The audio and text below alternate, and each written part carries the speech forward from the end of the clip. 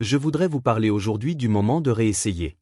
Nous avons tous eu des choses que nous voulions voir se réaliser mais qui n'ont pas abouti. Nous avons essayé de lancer une entreprise, essayé de perdre du poids, essayé d'avoir un enfant, essayé de pardonner. Nous avons fait de notre mieux mais nous n'y sommes pas parvenus. Et lorsque nous faisons face à ces revers, il est facile de s'installer dans cette situation et de se dire « Je ne veux plus être déçu, la relation n'a pas fonctionné. Je ne veux plus souffrir. Mon patron a dit que je n'étais pas qualifié pour le poste. Je ne veux plus être rejeté. J'ai essayé de faire la paix avec mon proche, mais cela n'a fait qu'empirer les choses. Je ne veux plus créer de vagues. » Mais ce n'est pas parce que cela n'est pas encore arrivé que cela n'arrivera pas. Les personnes qui accomplissent leur destinée sont celles qui essaient à nouveau. L'ennemi aimerait que tu vives dans la déception à ressasser ce qui n'était pas juste, ce qui t'a blessé, comment tu as fait de ton mieux mais que la porte s'est refermée, et que la promotion que tu méritais est allée à ton collègue, et que tu voulais obtenir ton diplôme mais que tu n'étais pas assez discipliné. Tu n'as pas étudié, tu as fait la fête et maintenant il semble que c'est trop tard. Mais Dieu savait toutes les erreurs que tu allais commettre. Il connaissait chaque revers, chaque personne qui allait te faire du tort. Il en a déjà tenu compte. Et pour chaque revers, il a déjà prévu un retour. Pour chaque perte, un nouveau départ. Pour chaque porte fermée, une porte ouverte.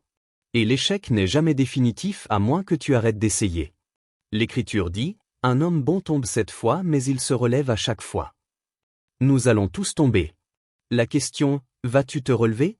Vas-tu croire que Dieu continue de diriger tes pas, que ce qu'il a commencé, il l'achèvera? Il doit y avoir un feu à l'intérieur, une détermination sacrée à devenir tout ce que Dieu t'a créé pour être. J'ai tout essayé pour me remettre en forme. Je n'y suis pas arrivé. Dieu dit, essaie encore. Eh bien, j'ai essayé de me débarrasser de l'addiction. Je suis allé en cure de désintoxication plusieurs fois. Essaie encore. J'ai essayé de sauver mon mariage. Nous sommes trop conflictuels. J'ai essayé de lancer mon entreprise. Je n'ai pas pu obtenir de financement. Essaie encore. Parfois ce n'était pas le bon moment. Et bien Dieu travaillait en toi, mettant tout en place. Mais tu vas entrer dans ce que l'Écriture appelle une fenêtre de grâce, où Dieu te donne la force de faire ce que tu ne pouvais pas faire auparavant. Où une faveur fait s'ouvrir les portes, où les bonnes personnes se présentent, une onction de facilité là où ce qui était autrefois une lutte ne l'est plus. Tu as la grâce de pardonner et la grâce de retrouver la santé, la grâce de conquérir de nouveaux territoires. Mais cette puissance n'est activée que si tu essaies à nouveau. Je prends premier livre des Chroniques, chapitre 13. Les Israélites avaient ce qu'ils appelaient l'arche de l'Alliance. C'est une boîte rectangulaire qui représentait la présence de Dieu. Elle contenait les 10 commandements, était très sacrée, très sainte. Elle devait être traitée avec le plus grand respect. Mais à un moment donné, les Philistins ont capturé l'arche, l'ont prise au peuple de Dieu. Ils l'ont exhibée comme un grand trophée. Regardez ce que nous avons fait.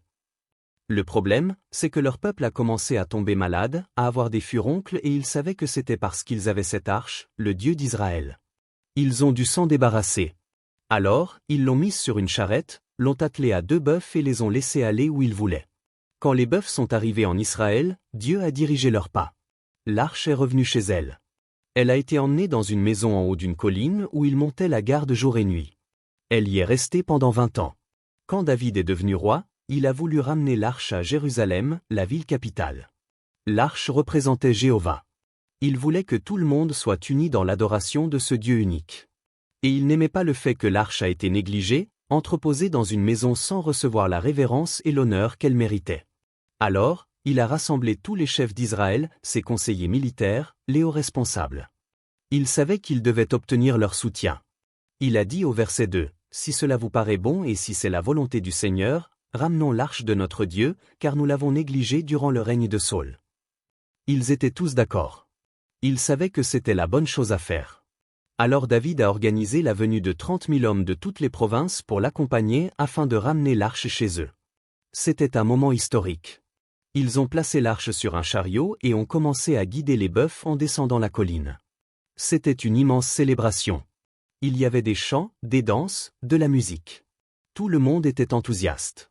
Mais lorsque les bœufs sont arrivés en bas de la colline, ils ont trébuché et l'arche a commencé à tomber. L'un des ouvriers a tendu la main pour retenir l'arche et il a été tué sur le coup. On ne pouvait pas toucher l'arche. C'était la présence de Dieu. Tout à coup, la musique s'est arrêtée. Le groupe a cessé de jouer. Les danseurs ont posé leurs tambourins. Cette célébration joyeuse a complètement changé. Maintenant, il restait là, stupéfait, incrédule. Je peux imaginer David baisser la tête et dire au peuple de rentrer chez lui? Ça n'arrivera pas. Nous ne pouvons pas déplacer cela en toute sécurité. Ils l'ont envoyé dans une maison voisine. David n'était pas seulement déçu, il était en colère. Il était en colère contre Dieu. Il dit au verset 12, « Dieu, comment veux-tu que je ramène cet arc à la maison ?» David avait de bonnes intentions. Il essayait de faire ce qu'il fallait. L'arc leur appartenait, mais il s'y est pris de la mauvaise manière. Ce que les Philistins avaient fait, c'était de placer l'arche sur un chariot et de la faire transporter par des bœufs. Mais il existait un protocole précis pour transporter l'arche. Il y avait une manière correcte de le faire. David était passionné, il était zélé. Je vais ramener cela à la maison. Je vais honorer Jéhovah. Mais Paul a dit dans Romains, le zèle sans la connaissance n'est pas bon. Si David avait consulté la Torah, il aurait vu que l'arche ne peut pas être portée par des animaux. Ce sont les prêtres qui doivent la porter, pas sur un chariot, mais sur des barres. S'il avait fait des recherches, il aurait vu que des centaines d'années plus tôt, Josué avait fait porter l'arche par les prêtres lorsqu'ils ont traversé le Jourdain. On peut faire la bonne chose de la mauvaise manière et ne pas réussir. On peut avoir de bonnes intentions. Avoir fait de son mieux. Comme David, tu as tout donné mais ça n'a pas marché. Tu es déçu, Dieu ce n'est pas juste. Voici la bonne nouvelle. Cette déception n'est pas la fin de ton histoire. Dieu ne tient pas compte de nos échecs contre nous. La clé, c'est d'apprendre de ses erreurs. La plupart du temps, il y a une leçon à tirer. Il y a quelque chose que nous pourrions faire différemment. On s'est précipité. On n'a pas pris le temps d'étudier. Nous faisions une bonne chose. Nous savions que Dieu l'avait mis dans notre cœur, mais nous ne l'avons pas fait de la bonne manière. C'était embarrassant pour David. Il a été humilié. Cet événement national, tous ses chefs, tout le pays regardait et cela s'est transformé en une grande tragédie. David est rentré chez lui tellement déçu. Il aurait pu dire, « Oublie cette arche, je ne toucherai plus jamais à ce truc. Dieu, tu ferais mieux de trouver quelqu'un d'autre. » Mais une chose qui a fait de David un champion, c'est qu'il était prêt à réessayer. Il n'est pas resté dans la déception. Au lieu de s'apitoyer sur son sort, il a commencé à étudier comment déplacer l'arche. « Dieu, qu'est-ce que j'ai fait de mal? Y a-t-il quelque chose que je dois changer? » Lorsque nous sommes déçus et que les choses n'ont pas fonctionné, il est très puissant de regarder à l'intérieur de soi et de dire, « Dieu, montre-moi où j'ai failli. Que pourrais-je faire mieux la prochaine fois? Pourrais-je mieux me préparer? Pourrais-je surveiller mes paroles dans cette relation? Ne pas être critique ou dur? Pourrais-je choisir de meilleures personnes avec qui faire affaire? Pourrais-je être plus à l'écoute de ce que je ressens au fond de moi? Ne pas aller à l'encontre de cette inquiétude? Pourrais-je acquérir plus de connaissances pour équilibrer ce zèle, m'assurer du bon moment? Rien n'est jamais perdu si vous tirez des leçons de l'expérience. Il y a une leçon à en tirer.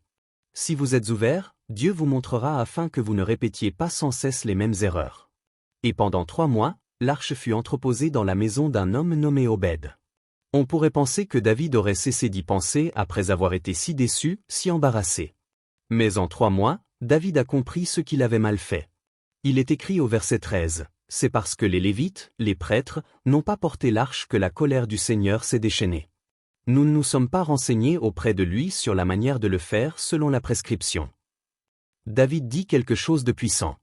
J'avais toute cette passion, tout ce zèle, mais j'aurais dû demander à Dieu comment le faire de la bonne manière. Il y avait une voie prescrite. De combien de déceptions cela peut-il nous préserver si nous le demandons à Dieu à l'avance? Amen. Dieu, montre-moi comment faire ça. Oui, Dieu, donne-moi la sagesse. Montre-moi le meilleur chemin. David a fait une erreur. Il a appris une leçon. Cela aurait pu être la fin. Il n'a pas ramené l'arche, elle est restée avec Obed. Non, David a eu l'audace de réessayer. Amen. Son attitude était, quand je tombe, je me relèverai. Le verset 28 dit, David descendit à la maison d'Obed et conduisit l'arche à Jérusalem au milieu de grands chants et de danses. 3 mois plus tôt, il était déprimé, pensant avoir tout gâché. Maintenant, il a l'arche dansant, célébrant, remerciant Dieu pour la victoire. Comme David, nous allons tous traverser des déceptions et des moments où nous avons fait de notre mieux, où nous avions de bonnes intentions mais qui n'ont pas fonctionné. Cela ne semble pas juste. Ce n'est pas la fin de l'histoire. Les pensées vous diront, tu ne ramèneras jamais l'arche à la maison. Ne lance jamais ton entreprise. La dernière n'a pas réussi. N'entretiens jamais de relations saines. Tu t'es investi corps et âme dans la dernière. Elle n'a pas duré. Non, apprenez la leçon et osez réessayer. Amen. Dieu vous donnera toujours une autre chance. Maintenant, ce qui vous empêchera d'avancer, c'est si vous n'essayez pas. Joël, j'ai trop souffert, j'ai trop honte. J'ai traversé trop d'épreuves. Tu es exactement là où David était. Il aurait pu rester là dans la déception et manquer sa destinée. Tu dois raviver ta flamme. Tu entres dans une période de grâce pour accomplir ce que tu ne pouvais pas faire auparavant. Dieu insuffle une nouvelle vie dans ton esprit, une nouvelle force dans ton corps, une nouvelle passion dans ton cœur. Ce revers n'a pas arrêté ce qu'il avait prévu. Il y a peut-être eu un retard, mais cela n'a pas annulé ta destinée. Ton arche est toujours en route vers la maison. Ce rêve va encore s'accomplir. Ton enfant va retrouver le bon chemin. Ton mariage va encore s'épanouir. Ton entreprise va encore décoller. Maintenant, tu dois faire ta part et réessayer. Retourne chez Obed et reprends ce qui t'appartient.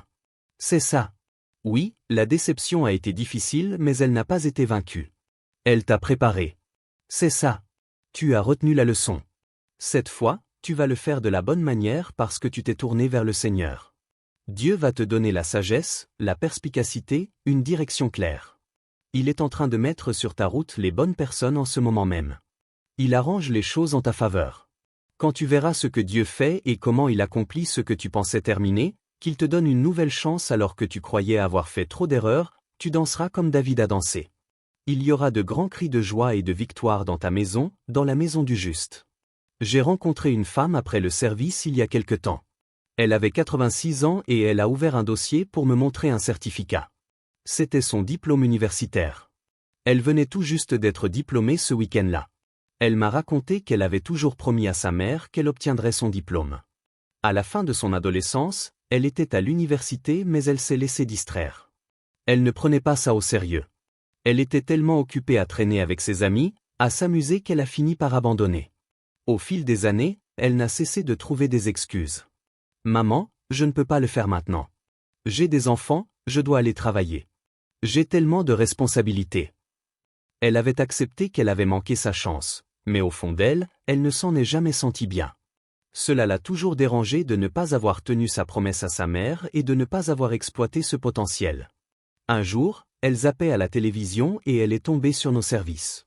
Et je parlais justement du fait qu'il n'est jamais trop tard pour commencer et qu'il faut essayer à nouveau. Quelque chose s'est réveillé en elle. Voyez-vous, cette promesse que Dieu a placée en vous, ce rêve, c'est comme une graine. Elle ne meurt jamais. Elle peut rester en sommeil pendant des années, mais elle est toujours vivante.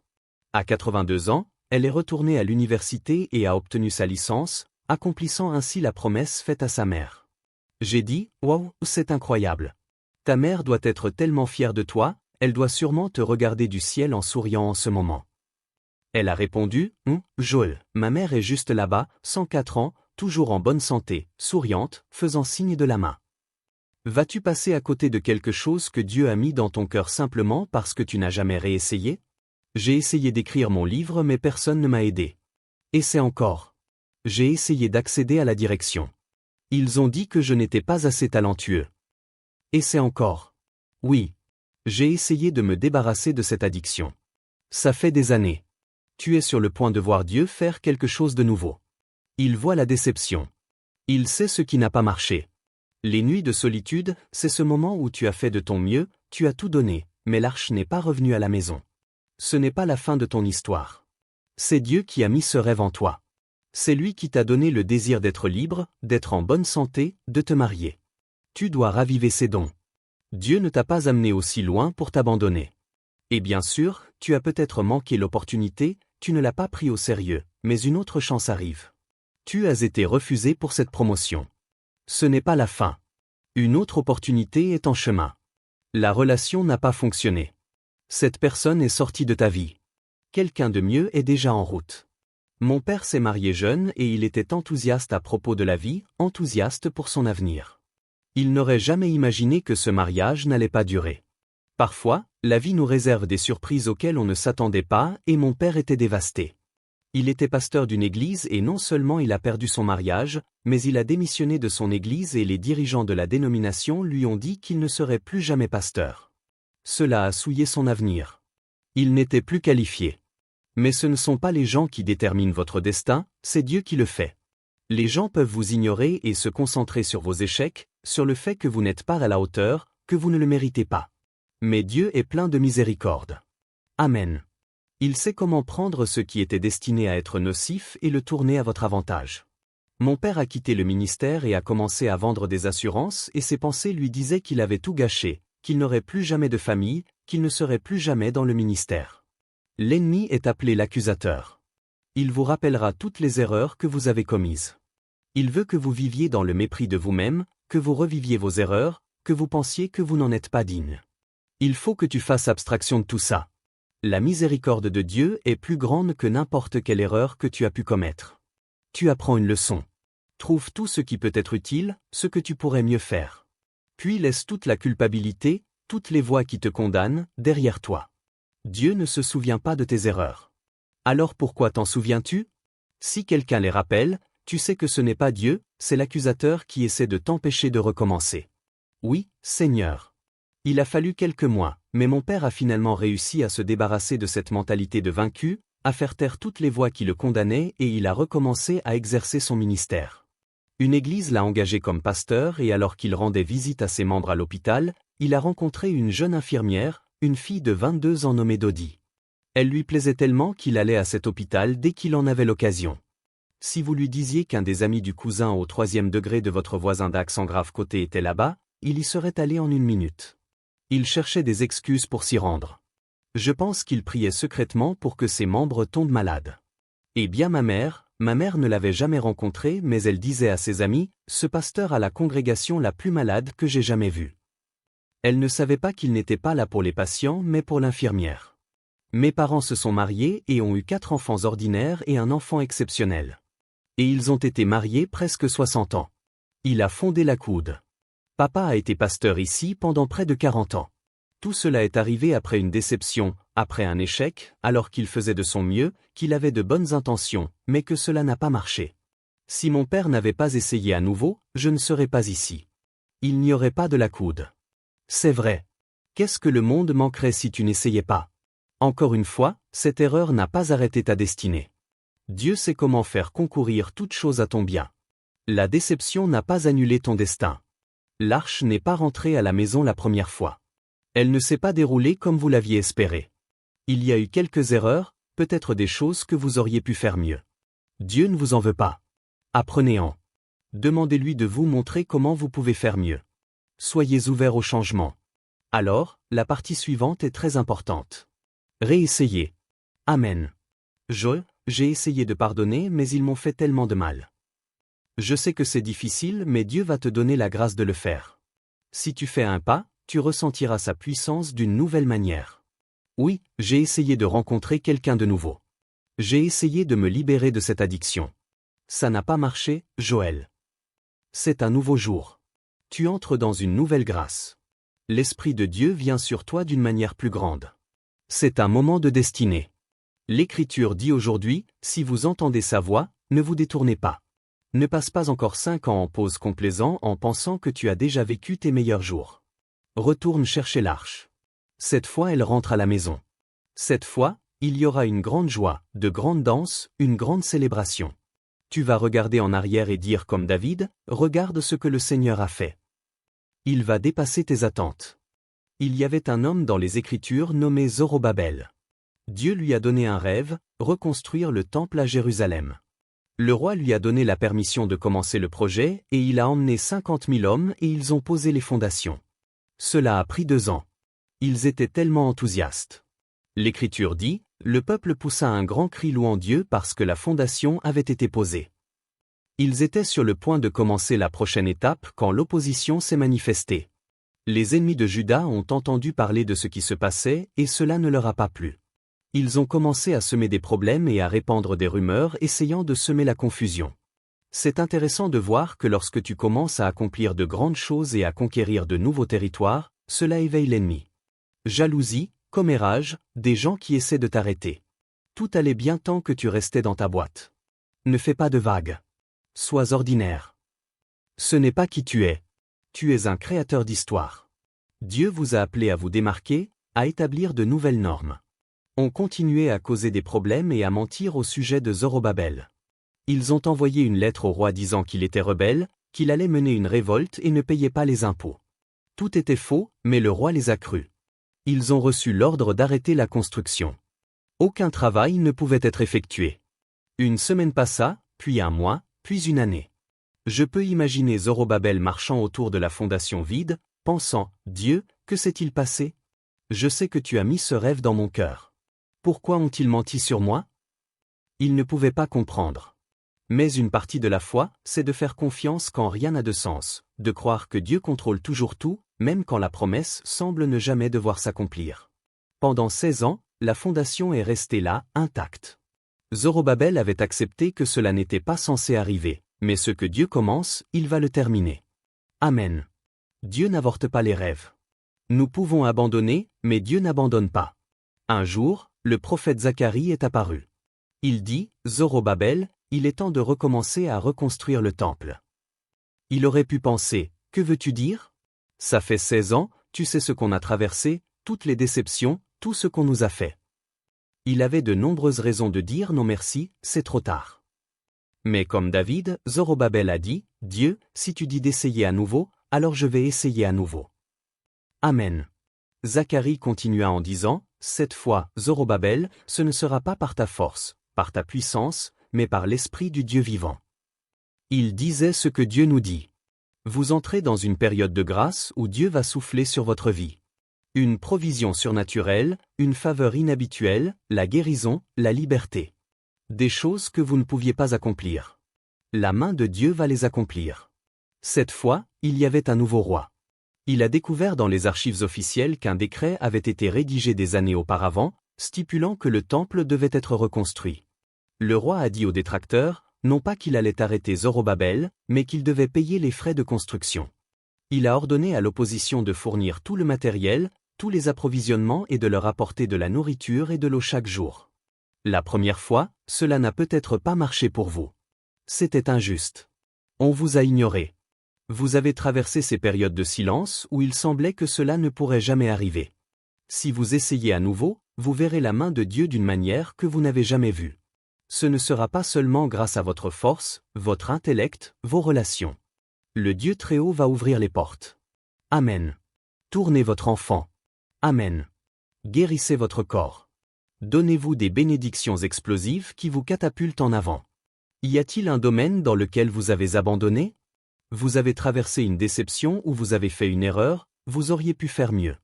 Ne traversez pas la vie en vous dévalorisant. Apprenez la leçon et avancez. Vous n'entendriez pas cela si vous n'entriez pas dans une fenêtre de grâce, le pouvoir de faire ce que vous ne pouviez pas faire auparavant. Essayez à nouveau de faire fonctionner le mariage. Essayez à nouveau de démarrer votre entreprise. Essayez encore d'avoir ce bébé. Essayez à nouveau de vous rapprocher de Dieu. C'est votre acte de foi qui pousse le Créateur de l'univers à faire ce que lui seul peut faire. Si vous faites cela, je crois et je déclare que comme David, vous allez ramener votre arche à la maison. Dieu va restaurer, ouvrir des chemins, ouvrir des portes. Comme Zorobabel, des choses qui semblaient trop tardives sont sur le point de se réaliser. Des rêves, des entreprises, des guérisons, des relations, la plénitude de votre destinée au nom de Jésus. Et si vous le recevez, pouvez-vous dire Amen?